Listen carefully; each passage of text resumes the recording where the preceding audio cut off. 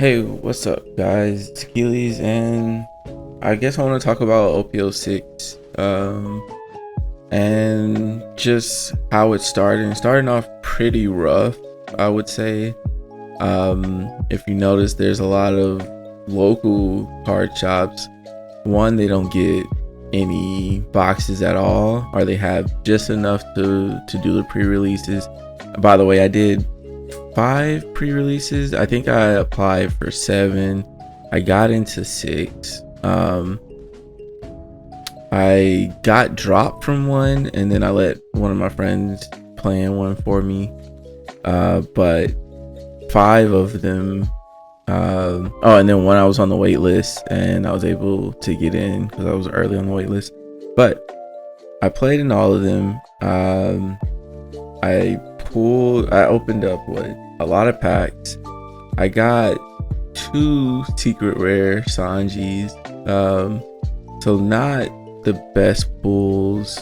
But if you look at OP06 and you compare it to OP05, it's nowhere close. Like, OP05 just had so many good cards. Not saying that OP06 doesn't have the same amount, but if you just look at, I would say, prices, OP06 has one card over $500, and that's the manga rare, right? The rest of the cards, the buggies, like 120, the secret rares, like even the chase card, the chase Nami, which a lot of people, they don't like it too much. It's even at 250, and that's supposed to be a treasure rare.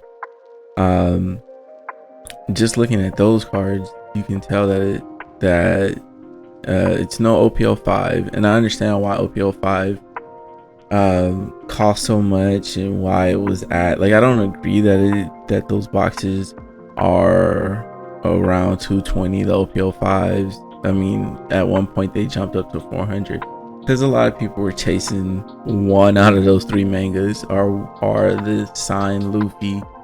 They just had so many hits, while this one has cards you need, has cards people want to play, but they're not worth as much as OP05.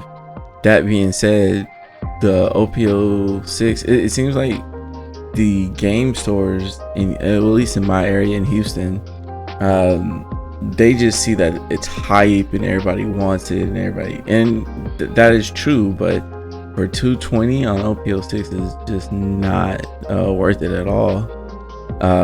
Especially where your chase cards, like, will not, like, if you buy 5 boxes, your odds of getting the manga rare is not great, and even if you do get the manga rare, you might not even make your money back if you're looking to sell it. And that's just not the case with OP05, but the game stores don't see it that way. But we also have a lot of shenanigans going on. We have, like, far as I know, and I've been to a lot of the stores, we have about 2 game stores in Houston that get actual allocation to them, and they're the 2 bigger stores are definitely selling them at 220. The other one that I will name, Strike Zone, is totally out of line. They set up their Bandai app as, you have to come in store and sign up, and that's fine, but there's multiple people that were reporting that on the day of release, they called them, they said, hey, I'm gonna be driving far, what do I need to do to be in your pre-release? And they, like, just show up at this time and be there before a lot of people, and there are people waiting in line. And then when they get to Strike Zone, they tell them that they're not selling any, or they're not doing a pre-release, and then they're selling boxes at 250. It's ridiculous. So they baited people to come to the store just so they can buy an overinflated box, right? Because if you drove an hour to get here, you're like, well, fuck, I can't be in a pre-release, but at least I can get a box, which is really outrageous. But that's just the craziness about what's going on in some of these stores. So the stores that do have allocation, or that are selling boxes at pre-release, they're selling them for over $200, and it's just not worth it. And then the few stores that that are doing pre-release, they even do their pre-release at $25, $30, like under what it is at the app. They don't have enough allocations to give to anybody, so they can only do the pre-release and maybe save for like packs to the top 4 or something like that in one tournament. It's really crazy and it's insane. But what I can tell is once, and like I said, these cards aren't hard to get, they're just hard to open new packs, or sealed packs or new product. So it looks like, you know, your best bet is to buy off of TCG and slowly wait for these prices to slow down. Hopefully, you know, wave 2, wave 3, and the actual game stores that are local stores that are willing to give it at a more reasonable price, we buy from them and not from the bigger shops that are selling at 220.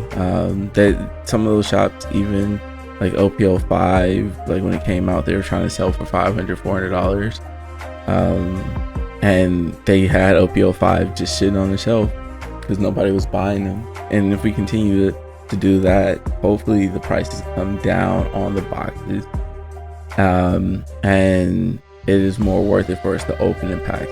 I've never been a pack opening person until OP05, and I was able to get like my hands on boxes for close to what the price or what their price should be, and I understood the appeal because it was like, oh snap, I got the secret Yamato, this is dope.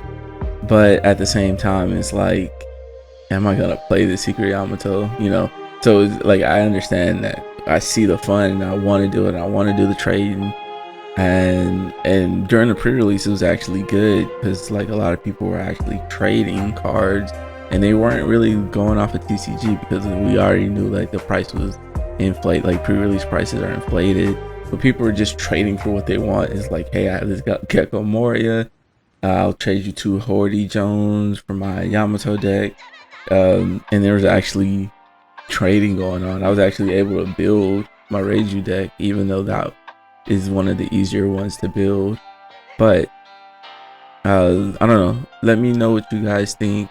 I'm just tired of seeing these stores take advantage, or the bigger stores taking advantage of us, and the smaller stores that want to support us not getting product. Let me know what you guys think, and I'm out till the next time.